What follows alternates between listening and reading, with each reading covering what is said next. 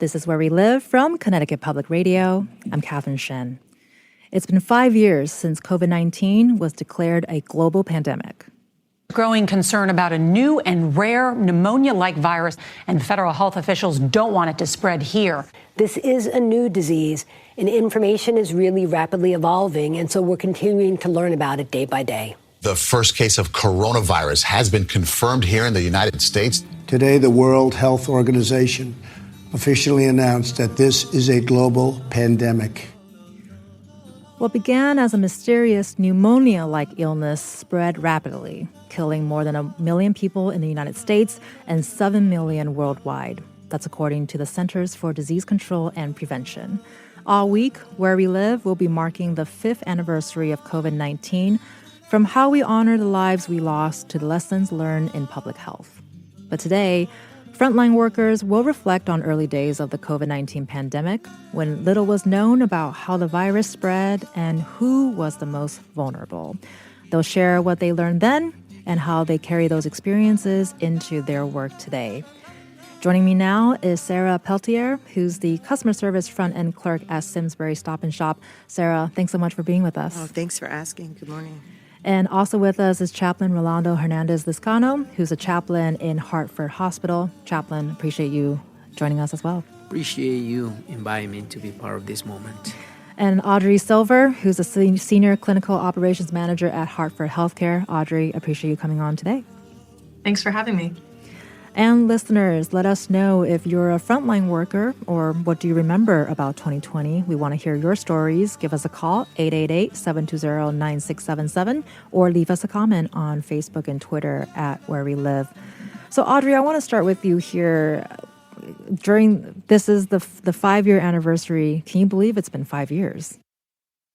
I can't believe it's been 5 years. It's just such a weird feeling because it almost feels like yesterday, but also just kind of feels like so long ago. But just to see how far we've come since that moment 5 years ago and just remembering when we had our first patient, it's really just been such a journey, but crazy that we're here 5 years later. And Chaplain, I want to throw this similar question to you. What lessons did you take away from working throughout the COVID-19 pandemic? Oh my God, it was just an awful and one of the most vulnerable times for us as a humanity, but especially for healthcare workers. It was just an awful experience. A lot of pain, a lot of struggles, a lot of sadness, depression, and it was just so unexpected, and myself, I was in shock. I didn't have words at the beginning, but other than being there, present for each other, not just for the patients, but for the nurses, for whoever was closer to the patient, but to the families, on the phone or on the tablet, and yeah. Well, and as we go back in time today, we're certainly going to dig deeper into everyone's experiences here. And Sarah, what do you hope people will take away from the show today, from this conversation? I hope they take the view that they need to remember where we were 5 years ago and where we were the day before, and try and bring that back, that kindness, that how you're able to speak to people and acknowledge that we're so grateful that we had our healthcare workers, that anybody who worked in the public service that was out there. Take a moment and just be kind. Say something, acknowledge them when they speak to you. We've got away from talking to people, to anybody that walks by. If they say hi, they make eye contact, say hello, because we had it where we couldn't do that, or at least we felt we couldn't do that. Yeah, I sort of thought we would start from a little bit of present to the past a little bit today on what we've learned, and sort of go back in time as we kind of experienced a collective memory going down that lane together here. And Audrey, as we kind of try to digest that the fact that we're at the 5-year mark, can you tell us, what do you remember about March 2020? What did it look like in Hartford Hospital's emergency department at the time? So I think there was a lot of uncertainty. I had a unique role at the time, being in a leadership role, but also being front-facing and working clinically. So I was working with the frontline staff through that preparation and that kind of in-the-moment learning. And we had a little bit of time to be able to observe what other areas like New York and other areas of the country and world were experiencing to try to learn from them. But it was still this feeling of uncertainty of when is it going to reach us? And when it does, what is that going to look like?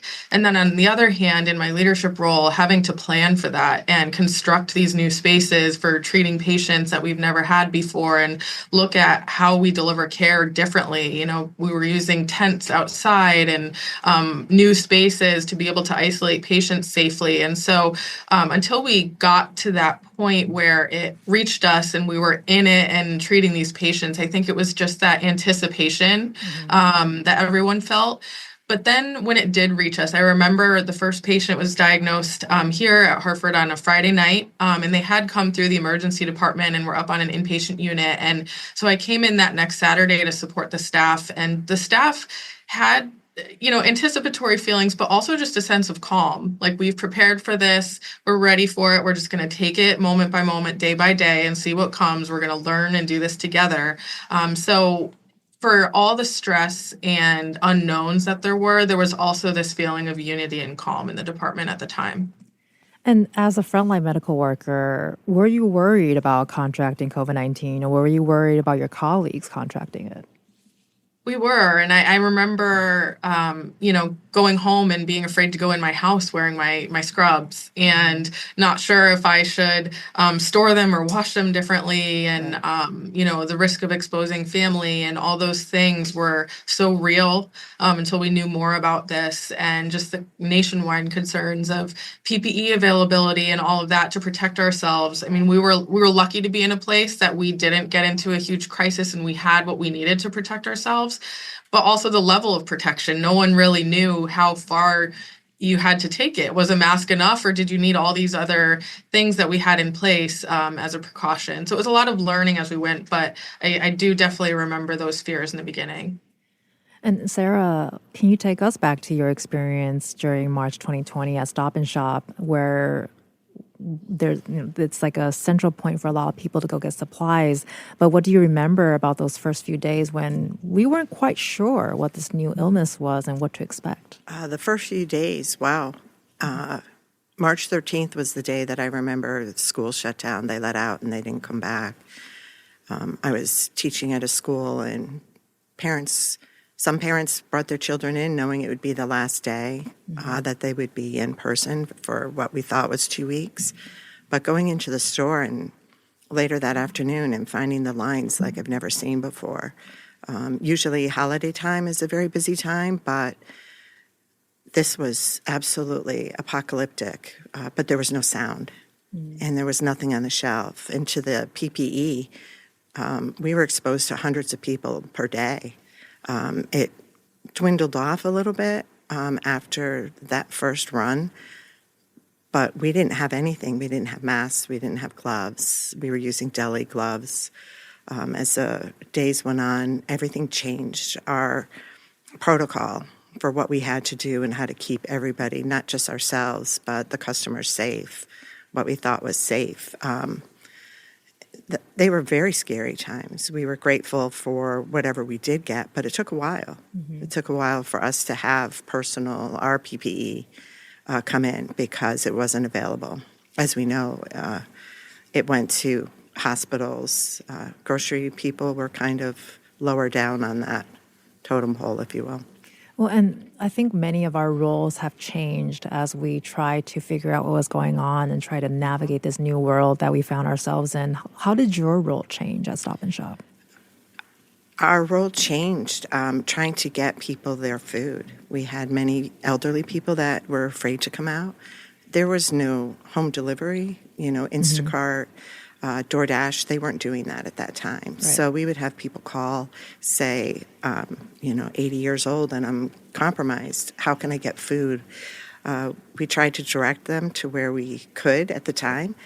We tried to let them know maybe you need to call social services, but of course those departments started to shut down. They weren't allowing their people to go into people's homes. So to hear that that cry for just your basic needs was difficult, and give them some comfort and figure out a game plan for them that would be successful. And Chaplain, I imagine there's no week that's typical for you anyway in your role, but what did a week look like for you before the pandemic, and what did it look like after? Well, before the pandemic, it was a lot of interaction and easy interactions with family and patients, because I didn't have to wear a mask. We didn't have to gown to go into the rooms. And plus, the hospital didn't have restrictions. Audrey can say more about those kind of restrictions that, the family was not able to come. But before, we didn't have restriction at all. Right. We have families in the hospital around the clock. And especially in the ICUs, family were allowed to stay in the family room, and they took turns to be with their loved ones who were extremely sick, or just because they didn't want to leave the family member alone. So my interaction as a chaplain was not just with patients at bedside, but at night, the family waiting rooms were full of family members waiting, and some of them praying or singing or just there waiting for new medical updates.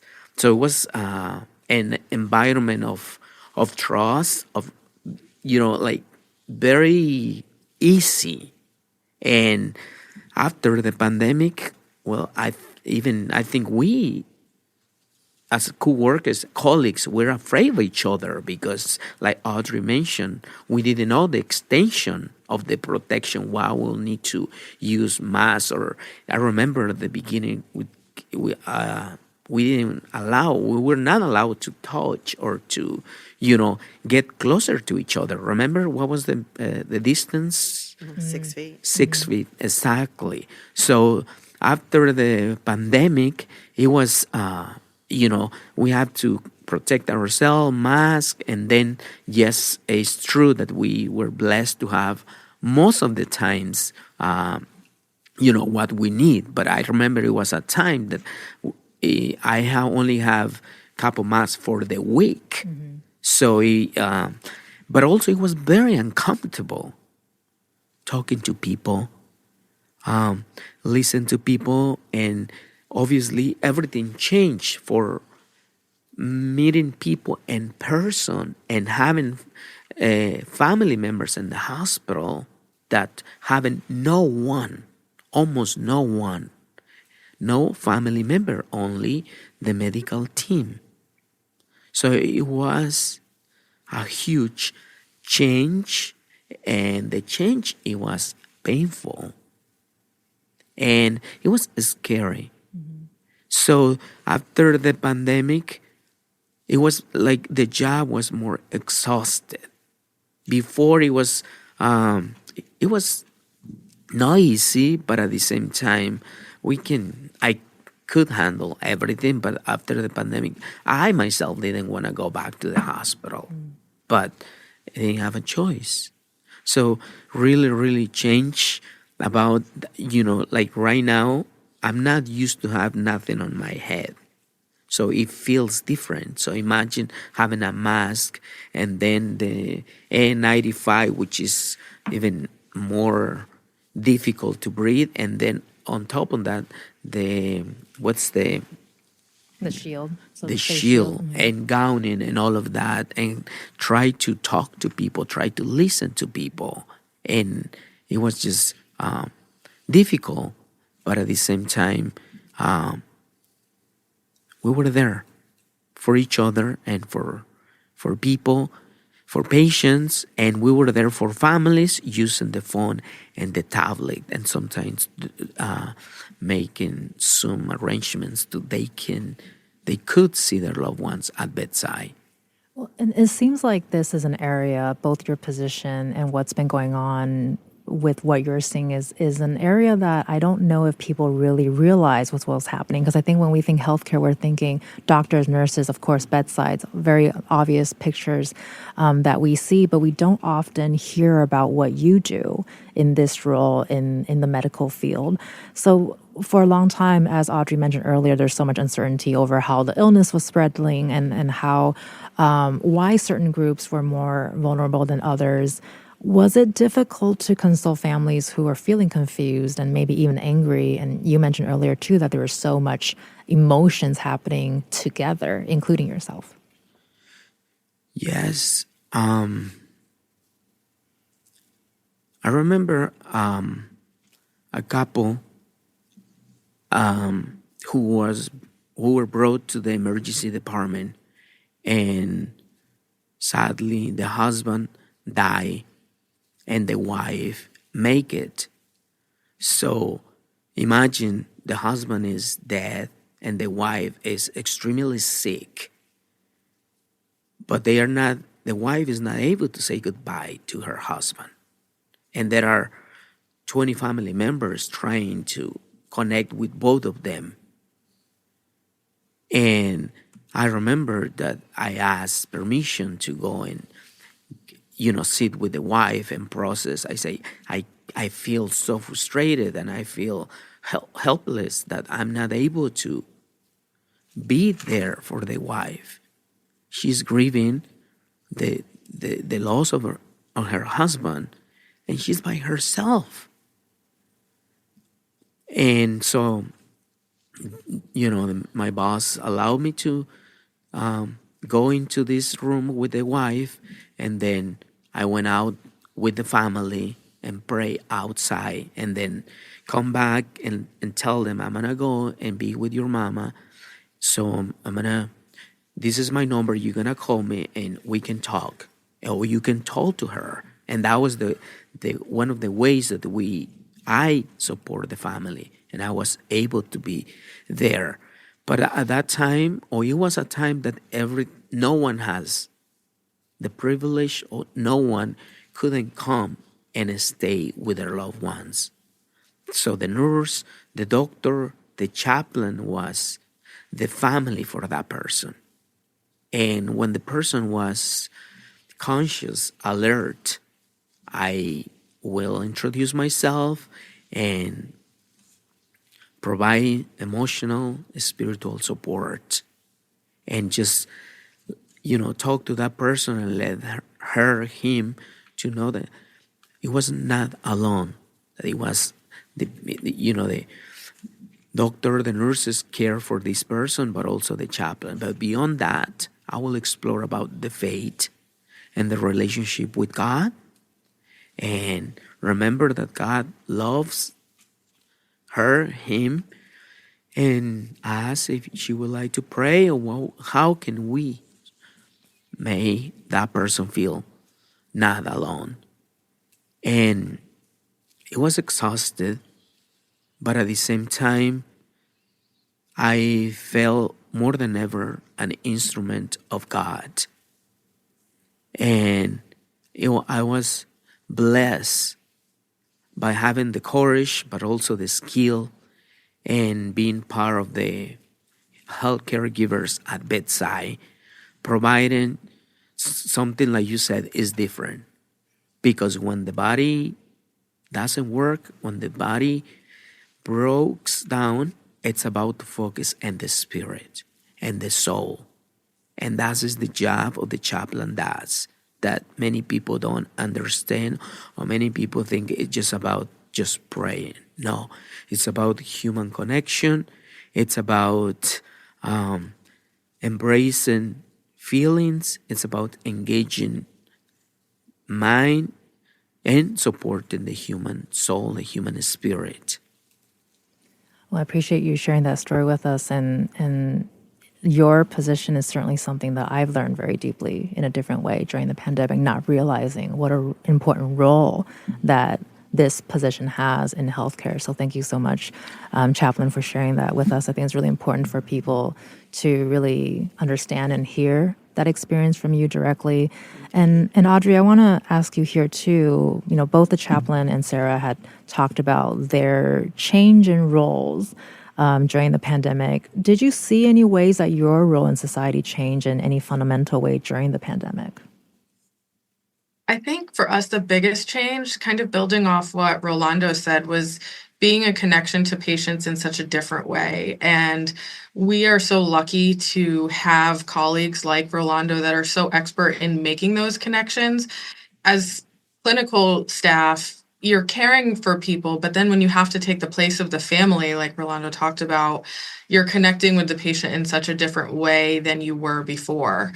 And you're moving from just the clinical sense to the full picture. And so I think in that sense of just having to learn to do everything different, and these patients were on their own and there was more fear than ever, it just, you felt differently about how you connected with the patients. And then instead of just kind of going through your day, seeing what came as we typically do in the ED, we were having to think so much further ahead. You're always in the ED, there's so many patients coming in and you're managing that in the moment and just kind of being ready for whatever comes. But this, you knew there was something bigger coming. And so how do you plan even that much further ahead when there's still so much uncertainty tied to it? And we're still learning about how to treat this illness. No one really had a good sense in the beginning. And, we were trying to learn from other organizations or areas in the country of what they did. And so it gave us this new agility that, we had to recognize we couldn't keep doing things the way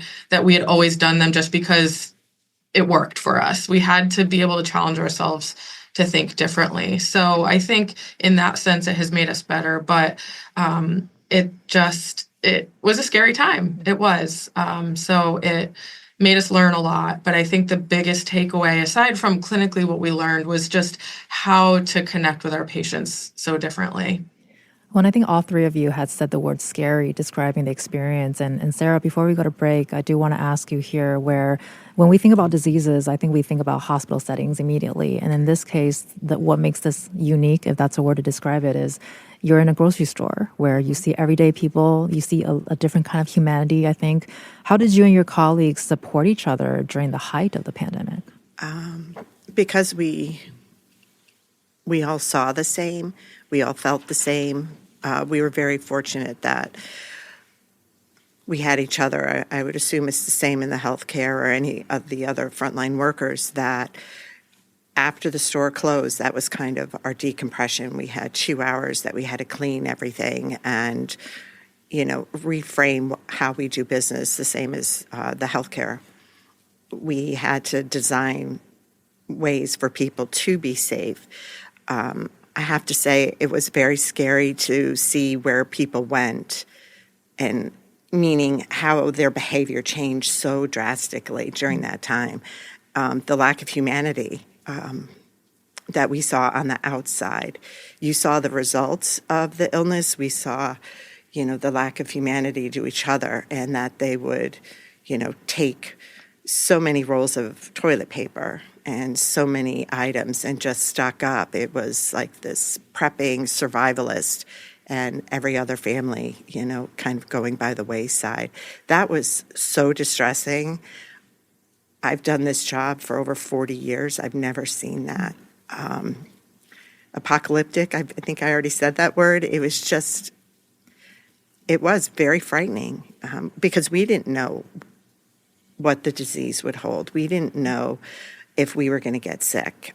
We had many people that went out with COVID, and as much as we tried to be there for each other, we couldn't necessarily be that comfort. And as the pastor said, you can't touch anybody. And even though we were all there together and we experienced all the same people, we still couldn't hug each other or cry and feel that we weren't maybe infecting somebody else.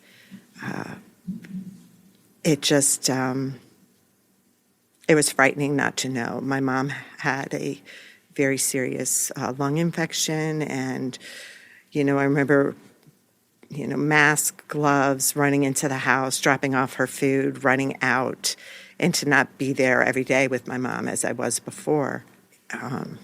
To think that I might kill her was really hard. We're going to be continuing to talk about our memories during the COVID-19 pandemic. You've been listening to Sarah Peltier, who's the customer service front-end clerk at Simsbury Stop and Shop, Chaplain Rolando Hernandez Lizcano, who's a chaplain at Hartford Hospital, and Audrey Silver, who's the senior clinical operations manager. And after the break, we're going to be talking about how collective forgetting when memories of COVID-19 fade shows up in our guests' daily work today. Let us know how the COVID-19 pandemic has impacted you. Join the conversation, 888-720-9677, or find us on Facebook and Twitter at Where We Live. This is Where We Live from Connecticut Public Radio. I'm Catherine Shen. Nearly 3/4 of U.S. adults say the pandemic did more to drive the country apart than to bring it together. That's according to a recent Pew Research Center survey. But the COVID-19 pandemic also offered moments of shared humanity and compassion. New Yorkers applauded frontline workers from their balconies and windows at 7 o'clock each night. Friends and loved ones brought food to the doorsteps of the sick. We'll be covering the 5-year mark of COVID-19 all week here on Where We Live. Let us know how you remember the pandemic. Give us a call, 888-720-9677, or find us on Facebook and Twitter at Where We Live. Still with us today is Frontline Workers Chaplain Rolando Hernandez Lizcano, who's a chaplain with Hartford Hospital, Sarah Peltier, who's the customer service front-end desk clerk at Stop and Shop in Simsbury, and also Audrey Silver, who's our senior clinical operations manager at Hartford Healthcare. So, Sarah, I know we ended the last conversation you describing seeing a different kind of humanity and a more maybe disappointing, maybe is the word. Did you witness any heartwarming moments, though, at Stop and Shop during the pandemic? Moments that you did see good in the people? Oh, sure. We had wonderful people that maybe I never saw before, didn't see or notice, and they made masks for us. We had people that were just so kind and knew that we were having struggles to get masks. I mean, you couldn't find an N95 in any of the hardware stores. It was very hard to get the paper masks. People just came and dropped off hundreds. I could tell you some of their names. I could say I don't remember some of their names, but that pure kindness, understanding that we were struggling in those early days and making us masks. We were ever so grateful. We strung up a clothesline and hung them off so that if the worker was missing their mask, they had something there. And those levels of kindness. But also, I can tell you, a woman had all of her children come home. She had 4 children that were in college. Now her family of 2 instantly grew to a family of 6, and she wasn't prepared. So back to the toilet paper, we had a 20-roll pack, and I kind of had saved it for her because she said that, and I found it for her. And she said, nope, I think I'm going to be good. So I had that in my car, and there's a woman that was going back for treatment for cancer. And I was able to give that to her because of the other woman saying, no, other people need it more. And we saw where the needs were oftentimes. I think the difference with healthcare versus us, we didn't know who had the illness. Mm-hmm. Somebody could be walking around not showing signs. So these niceties, these bits of humanity in that very, very beginning stage, that scary time, we were so grateful for. So we latched on to those to help us get through to the next day, to the next hour. And people writing notes saying, thank you so much. I had a lady I actually babysat for. She made us a beautiful heart and just said, thank you, because she knew, she knew what we were going through. And that was beautiful. We latched on to all those bits and niceties. Well, I'm glad you brought up the fact that people made masks. I was also knee-deep in COVID coverage, and I enjoy doing those stories. I remember finding out that people were doing this and they were doing it in groups. So they would get together safely, of course, or virtually, and they will sew together. And that's one of those moments where I wish I knew how to sew. Exactly. Got to go and unlock that new skill at some point here. And Audrey, we've mentioned memory here a few times, and some scholars and journalists have written about the fact that people seem to have forgotten the pandemic and they don't talk about it anymore in some way. And some neuroscientists and psychologists have also attributed this to trauma response. And they say that the brain forgets to protect itself. Have you seen signs that people are forgetting what happened during the pandemic, or maybe bits and pieces that they have lost? That's such an interesting perspective and thought to think about, just because it does feel like yesterday, but then now we've moved so far from it that it just seems like it's back to normal life. And I think people do kind of bury this memory at times because it was such a hard time for everyone. And we've tried to just get back to normalcy. I think that's what everyone longed for through all of this, was normalcy and to be back together and just, for all of this to go away. And in a sense, it has improved, but it hasn't fully gone away. We still have the risks of our respiratory viruses and illnesses and things, but it's just kind of back to business for everyone. And I think we're seeing a different type of uncertainty now in society and coming out of it, and the after effects of everyone feeling cooped up for so long, and just that angst of being cooped up. And now we're trying to kind of force this normalcy again, but the world will never be the same after this. And so I do think that people have tried to bury this and push it to the back of their memory as much as possible. For us, it feels back to business a lot of the times, with just some new protocols and things in place to support this. But I can definitely see how it feels so distant of a memory at this point. And what about for you and your colleagues? And I know you just mentioned it feels just like yesterday, but now we're business as usual today. Are some of the memories still fresh, or do they feel far away consistently? I think it's a mix. There's definitely things that feel so far away, like the having to go outside and triage people outside in a tent, and all these care spaces we constructed to separate and have areas just for the COVID suspected patients and the non-COVID suspected patients. That feels so long ago. But I think carrying the memories of what has happened and the patients that we treated, and just talking about that connectedness and the little moments of humanity. There's one that I will never forget, and we got all the very public support from everyone, as talked about, with the people making masks and dropping off food and the signs, and that was so appreciated. But I think one that will stick with me forever is I was caring for a particularly young patient, very, very critically ill, and I remember bringing him up to the critical care unit, and he was coughing, and he kept saying, I'm so sorry, because he was worried about me and exposing me.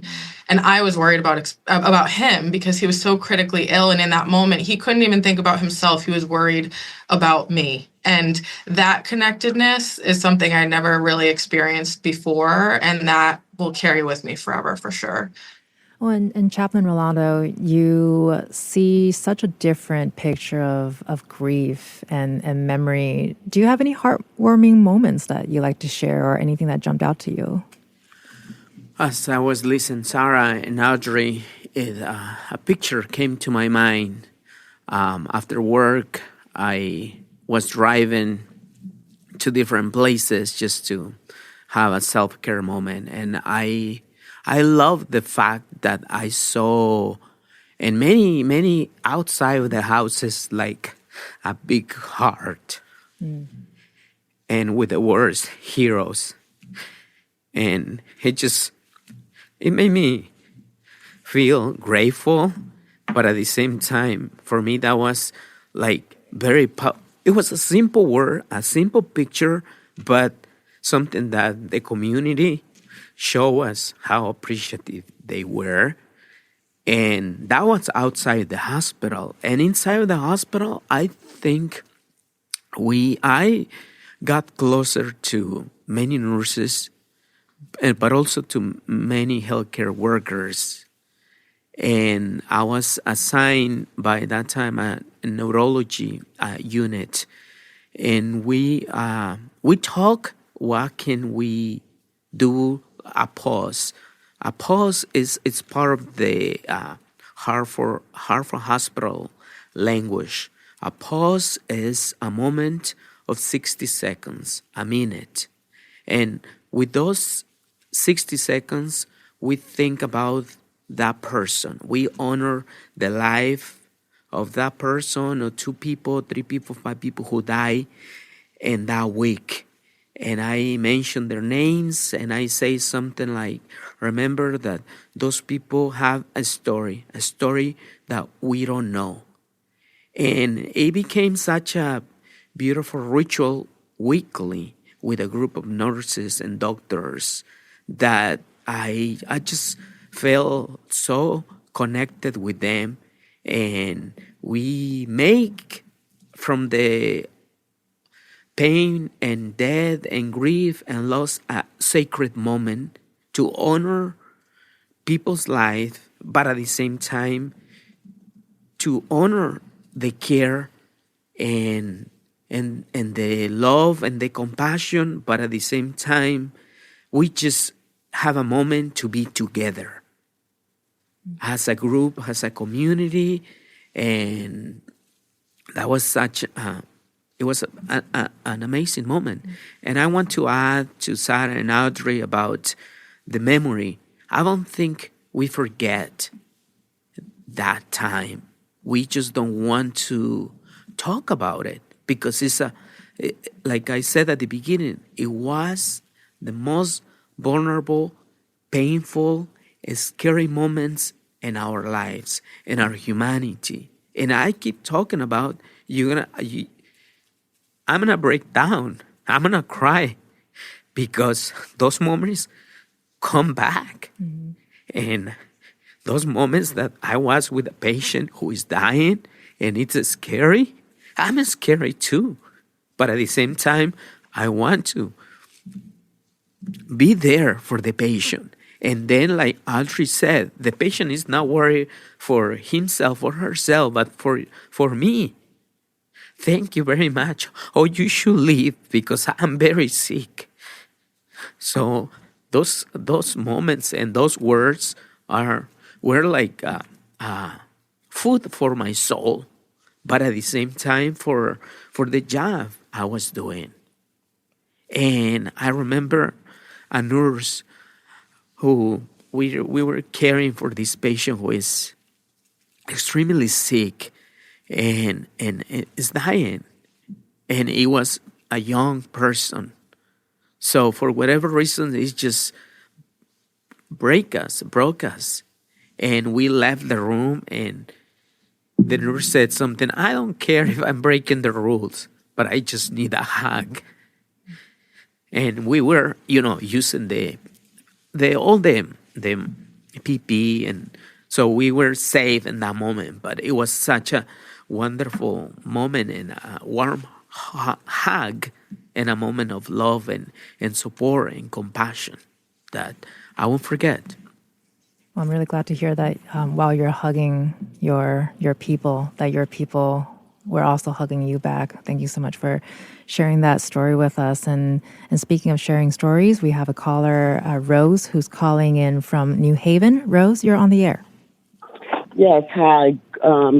Rising to everyone, and good morning, and have a peaceful day. I just woke up, and I keep NPR on 24/7, and I saw that you guys were talking about COVID, and I wanted to say that I lived through the HIV/AIDS epidemic, and in the end, we made blankets. We did a lot of celebration. We honored the passing of our mothers, our brothers, our sisters, even strangers we didn't know. There was a celebration of life. I feel that during COVID, we lost just as much life, or if not more life, of our mothers, our brothers, our sisters, our uncles. And there was no celebration. There was no blanket made. There was not even a wall put up like we do, with the veterans, like we did with the loss of life of AIDS. It was like we were living in the Matrix and COVID never happened. And we know it did. You know, I remember watching a news story of a young man, I can't remember the town, but he, you know, lost his mother and father, and somehow he ended up being rich. And he bought this big old house, I mean like a mansion. He was an African-American guy. But in the end, he killed himself with all that money and with that big house because there was no one there for him. His mother was gone. His brother was gone. You know, and then on top of that, I need to talk about Dr. Lee. I'm not sure of Dr. Lee's last name, but he was from the town of, I can't say it, I can't say the name of the town where it supposedly originated. But Dr. Lee, he was the one who enlightened the world that COVID did exist. It's like they say this thing about the greatest trick the devil ever the greatest trick the devil ever pulled was convincing the world it didn't exist. Now call it Lucifer, call it whatever you want. And that's the same thing, like, you know, with COVID, like they tried to convince us it wasn't real. When we saw in Asia them nailing up people's houses and people sticking their hands out trying to get out. Well, thank you, Rose, for calling in and sharing your story. Really appreciate your perspective. And I believe Rose is referencing to a doctor coming out of China during that time. And we're actually going to be talking about how we might memorialize COVID in the future during this week's conversation and marking the 5th year anniversary of COVID-19. So, Rose, you've been listening. Thank you so much for your support. And you are also listening to Frontline Workers Today with Chaplain Rolando, Hernandez, Lizcano, Audrey Silver, and Sarah Peltier. We'll be back after a short break, and let us know if you want to share a memory or two about COVID-19, 888-720-9677, or find us on Facebook and Twitter at Where We Live.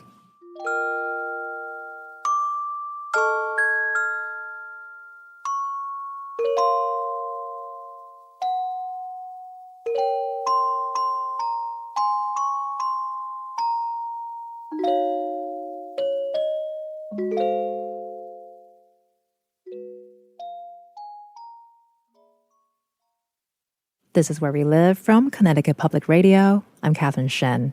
This hour, Frontline workers Audrey Silver, Sarah Peltier, and Chaplain Rolando Hernandez Lizcano are reflecting on their experiences during the COVID-19 pandemic. And Audrey, I want to come back to you here. How can people honor frontline workers today? I know our caller Rose earlier mentioned sort of a celebration of life and a celebration of people that we lost. But what about people who are still here? You know, what should we remember about the workers who did so much for the general public during such a difficult time? I think that just goes back to the connectedness and just remembering the time where we couldn't be together. We, had to adapt and figure out how to be the family for patients. Now that family can be there with the patients, how do we maintain that connectedness that we built upon during that time? I think that's so important because this is such a high stress environment, and anyone coming into the emergency department or hospital is scared at baseline. And so I think just maintaining that humanity is so important because, again, we've tried to kind of bury the past 5 years and move on so quickly and get to a place of back to normalcy. But I think through that, people haven't totally processed what happened, and it creates just this almost separation, misunderstanding at times, and it adds to the stress levels. And so I think if we can just get back to that connection, we're all humans. We're here to help each other in different ways, whether myself as a healthcare worker is here to help you clinically, or something you say as a patient moves me that, changes me in a way or fulfills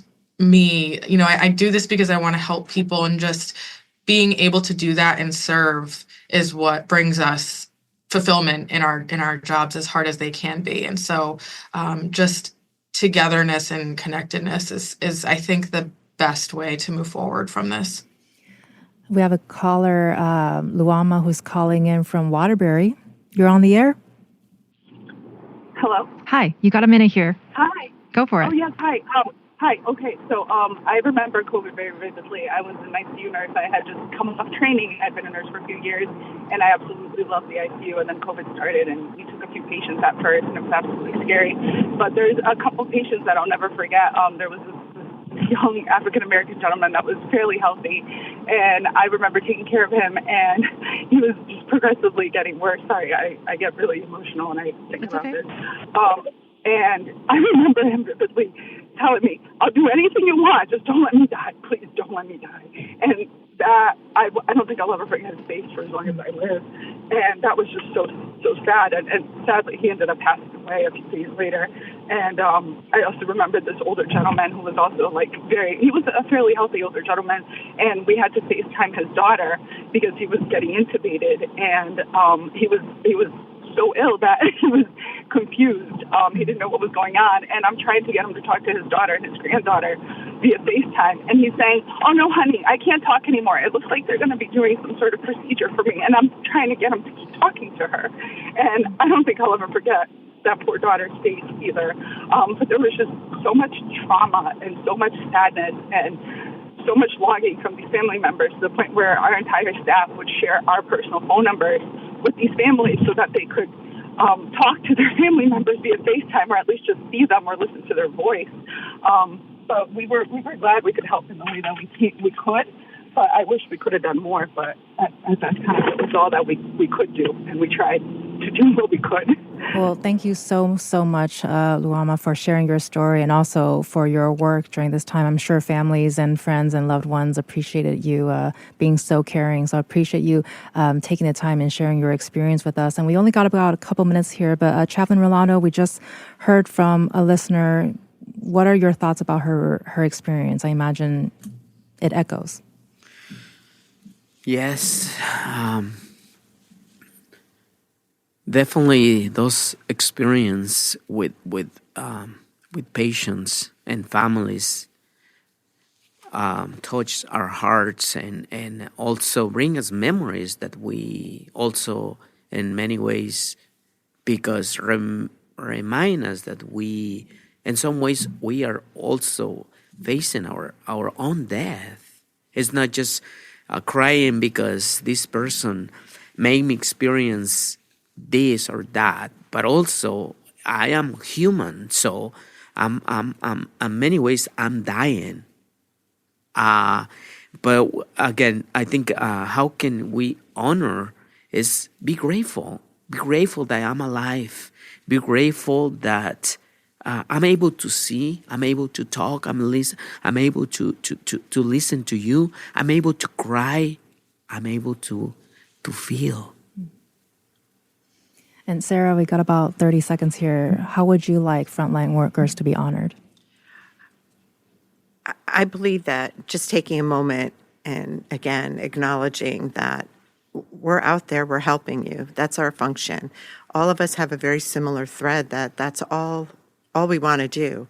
It's you're there to be a helper and to just take a moment, be kind, use nice words, say hello.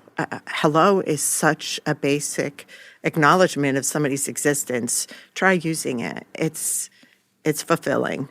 And I'm so grateful for the people that I'm here with to share our experiences. And thank you so much for taking the time to acknowledge us. Well, thank you so much for saying a collective hello with us. But unfortunately, we now have to say goodbye. You've been listening to Audrey Silver, who's a Senior Clinical Operations Manager at Hartford Healthcare. Audrey, appreciate your time today. Thank you so much for having us on to reminisce and, talk about how to move forward from this. And Chaplain Rolando with Hartford Hospital. Chaplain, appreciate your time. My pleasure. And also Sarah Peltier, who's with Stop and Shop in Simsbury. Thank you for sharing your story with us. Thank you for the opportunity. Where We Live will be covering the 5-year mark of COVID-19 all week. Tune in tomorrow for an hour honoring the lives lost and Thursday for lessons learned for handling future pandemics. I'm Catherine Shen. Today's show is produced by Chloe Nguyen. Our technical producer is Dylan Reyes. Download Where We Live anytime on your favorite podcast app. Thank you so much for listening and take care, everyone.